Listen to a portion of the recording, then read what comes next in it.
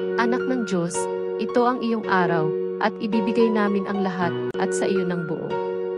Sa araw na ito ay bumangon ka mula sa libingan, nilupig ang kamatayan, at nagbigay ng buhay sa mundo. Nagpapasalamat kami sa iyong tagumpay. Nagpapasalamat kami sa iyo para sa araw na ito, na sa pamamagitan ng lingguhang pagbabalik nito, palagi kaming nasa isip ng iyong natapos na pagtubos.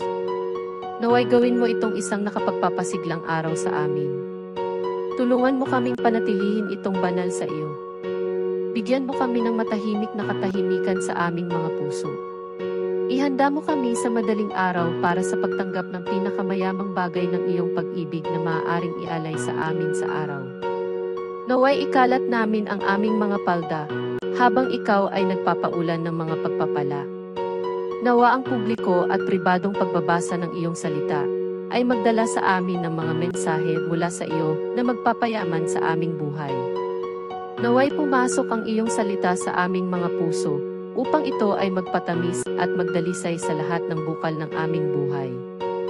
Naway ang pakikipag-isa sa iyo ngayong linggo ay ilapit kami sa iyo sa buong araw upang ang init ng iyong pag-ibig ay tumago sa aming mga kaluluwa na gagawin kaming higit na katulad mo. Idinadalangin namin ang lahat ng magsasalita ngayon para sa iyo, maging sa dakilang kongregasyong Kristiyano, o sa tahimik na silid na 2 o 3 lamang ang makakarinig, o kung ang iyong mga lingkod ay magsasalita sa tabi ng daan sa isang kaluluwa.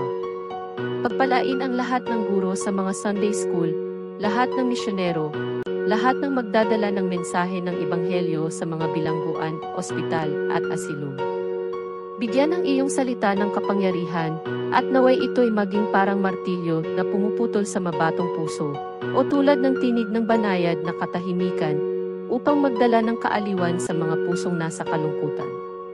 Naway maging araw ito ng napakagandang pagpapala sa ating tahanan. Manatili sa amin at ingatan kami, at ibuhos ang iyong pag-ibig sa amin, na ginagawang mas maganda ang aming buhay, at ihanda kami na maging mas mayamang pagpapala sa iba bukas. Hinihiling namin ang lahat sa pangalan ni Hesukristo. Amen.